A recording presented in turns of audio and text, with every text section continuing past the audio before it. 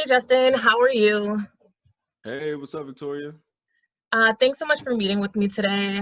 As I explained in our pre-correspondence, as a part of my coursework for my MBA program, we've been tasked to team up with Aim to Flourish, which is a UN-supported initiative that highlights innovative businesses that are making an impact on the world. So the UN has set 17 sustainability development goals that they hope to reach in the next 10 years. One of them is quality education, and I believe that Fasinate Inc. wholeheartedly meets this initiative. The UN has stated that there are 17 million children and adolescents who lack the proficiency in reading, math, and science. And I just love to chat about Fasinate Inc. with you. So can you give me a little history on it? Sure. So I founded Fascinate Inc. in 2017. I was a year and some change out of college. I was the kid that was disengaged from science and math historically when I was around middle and high school. And so ended up being in a really fortunate position to do well in those subjects in college, which ended up catapulting my career much faster than I thought it would. And so I thought, how do I go back and give kids like me from communities where I'm from access to those same kinds of opportunities, but also how do I inspire them and excite them to actually be motivated to pursue those opportunities in the first place? And so I created Fascinate to achieve those goals. So a few ways that we achieve it are through after school programs that we do for kids all over New York City, through professional trainings that I do for teachers and educators all over the world. And also speaking engagements where I tell my personal story and inspire students all over the world to pursue careers in STEM. So I've recently now taken a lot of my business into the media space as well. Mhm. I have a couple of animated projects as well as some projects that are either going to come out on Hulu or Netflix, just depending on when the agreement is reached. So I've just been working really hard over the past couple of years and really just doing what I love. But, ultimately my goal is to have a stronger workforce that is inspired to pursue STEM because I think it's cool. As cool as I think. Absolutely. Yeah, it's definitely an interesting take on it where you make STEM fun. So Justin, is there like a typical day for you? Can you describe what that looks like to us? So my days are actually very atypical. I don't really have like a schedule that I follow or a routine that I follow even. Generally, I'm responding to, what's on my agenda for a weekly speaking appearance or a training session. So Okay. a lot of times these things are booked 3 or 4 months in advance. And on average, at least before the COVID-19 situation, I was getting probably about 2 speaking engagements a week. And these things can be in any part of the world at this point. And so, a lot of my time is spent traveling to those things. And obviously I preparing. did see you had a heavy travel schedule this year. Yeah, and it was actually Dubai and Dubai, Bahamas, Australia. Yeah, and it was pretty supposed to awesome. be even heavier. Yeah, so I had 10 engagements booked for April, and then another Wow. 7 for May. So that's in April. That's over 2 a week, Right. and then and then there's training on top of that as well.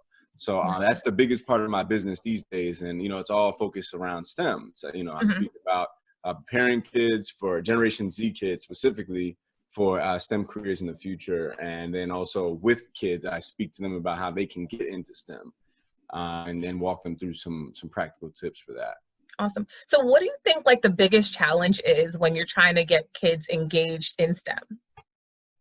I think, these days, when I first entered this game, I really thought that, it was going to be a tough sell just making kids intrigued by this. But what I found is that with the proper marketing, with the proper messaging, a lot of kids really don't feel like it's that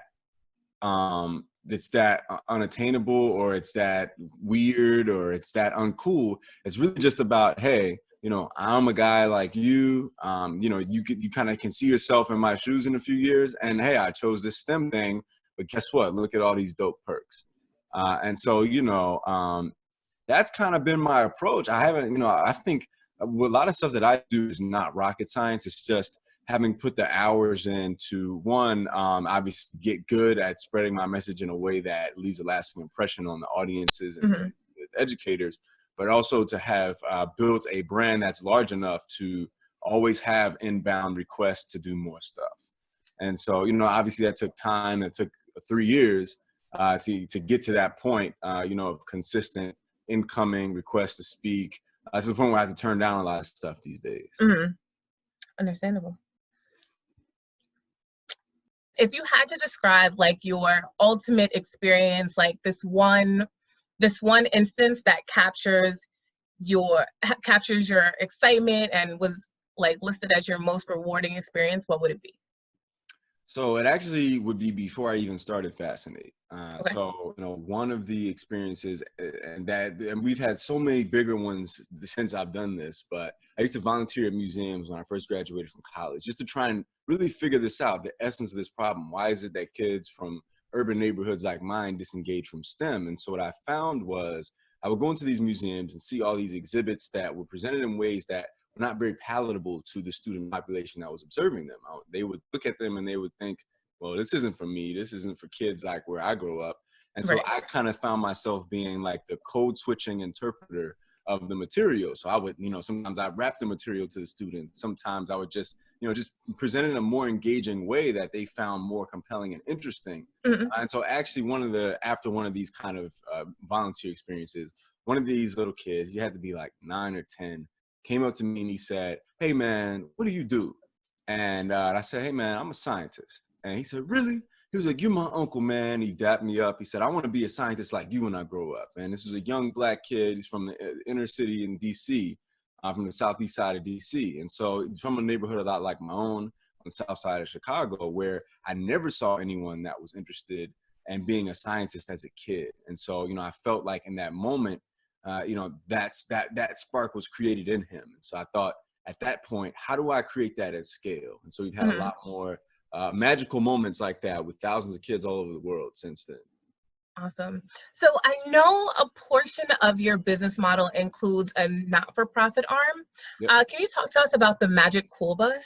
I love that phrase, by the way. Yeah, so the Magic Cool Bus is a mobile STEM lab. It's kind of like Wakanda on wheels. We're building a bus that's going to travel and excite kids in the New York City area first, all about STEM. So if any of the people that are watching this remember the TV show Pimp My Ride from MTV, I was just meeting with him in November out in LA.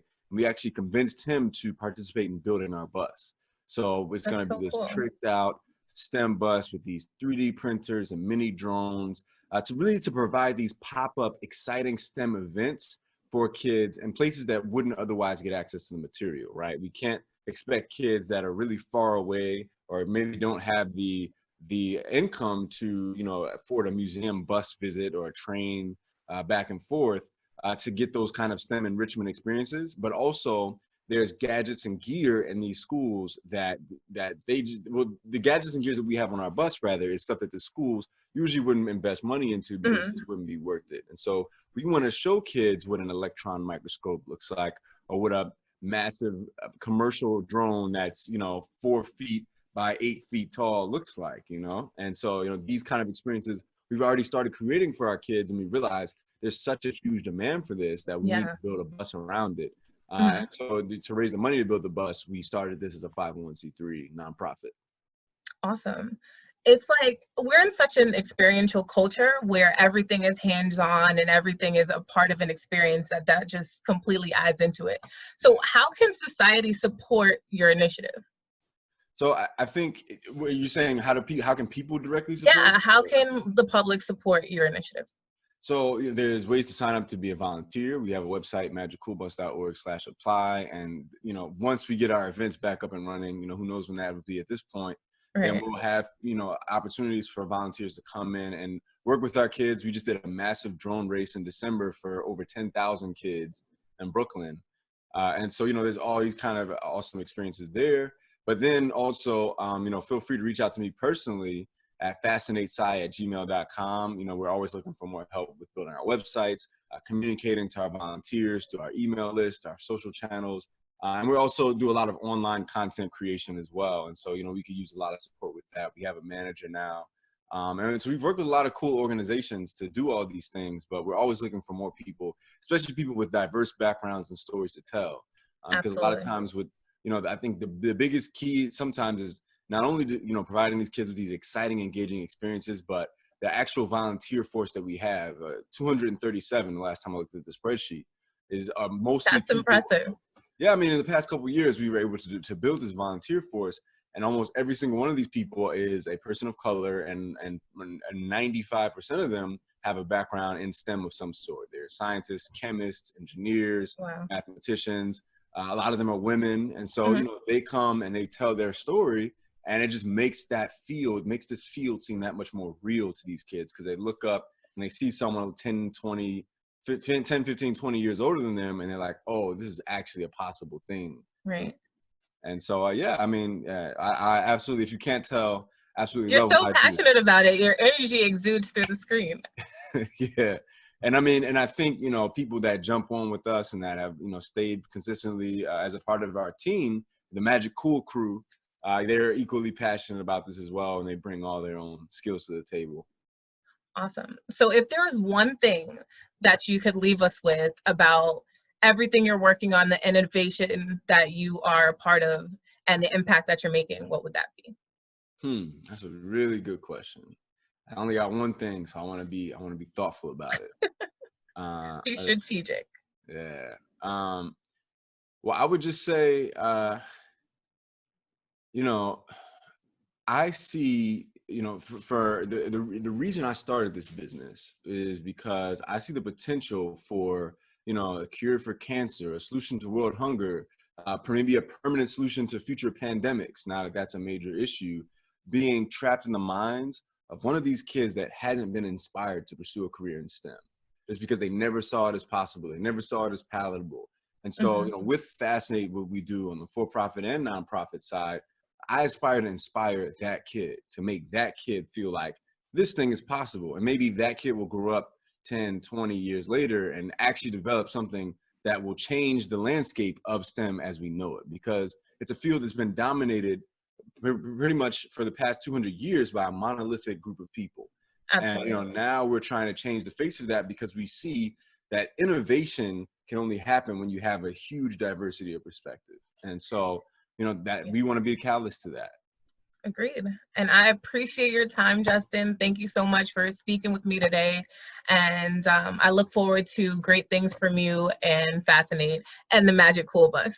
Yeah, same here. And thank you again, Victoria. Hopefully your students, your colleagues get something from this as well. Awesome. Thank you.